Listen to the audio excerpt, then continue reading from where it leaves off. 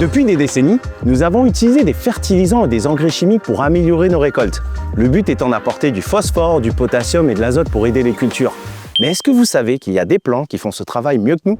Premier super pouvoir, produire de la biomasse. Avec des feuilles ou des tiges à gogo, quand on fauche tout ça et qu'on le laisse au sol, ça fait du paillage, ça garde l'humidité et ça nourrit la vie du sol. Et une bonne paille bien riche, ça attire les insectes, les vers de terre et les champignons.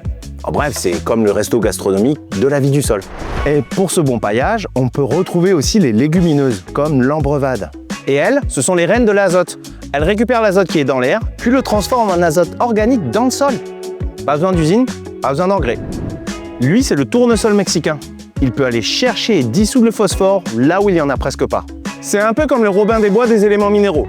Il prend le phosphore et le redistribue lorsque vous le taillerez pour le restituer au sol et l'amener au pied de vos plantes.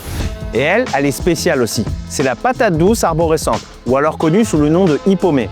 Elle a la capacité d'absorber le potassium et lorsque vous la coupez pour en faire du paillage, elle va redistribuer ce potassium pour les plantes qui l'entourent. Et ça, c'est du lourd.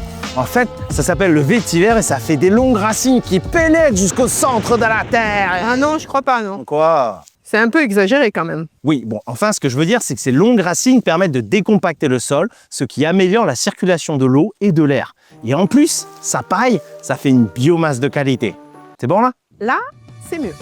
Du coup, pendant que vous vous reposez tranquillement avec un petit café, eh bien, toutes ces plantes, elles bossent pour vous. Gratuitement. Tranquillement. Sans grève. Sans prime de panier, tiens. Enfin, si les gens captent ce jeu de mots. C'est peut-être pas le meilleur, en fait. Résultat des courses, vous obtiendrez un sol plus riche et des cultures plus fortes. Et vous aurez moins besoin de répandre des tonnes de fertilisants. Faites-leur confiance. Certaines plantes savent préparer le terrain. Littéralement. Ça va, on est mieux sur le jeu de mots, là. Hein. Mais c'est pas possible, ils comprennent rien, ils sont pas drôles. Je vais retourner faire des tours de magie, là. Légumineuses, ambrevades, tournesol mexicain, hippomée et vétiver, les plantes alliées du sol vivant.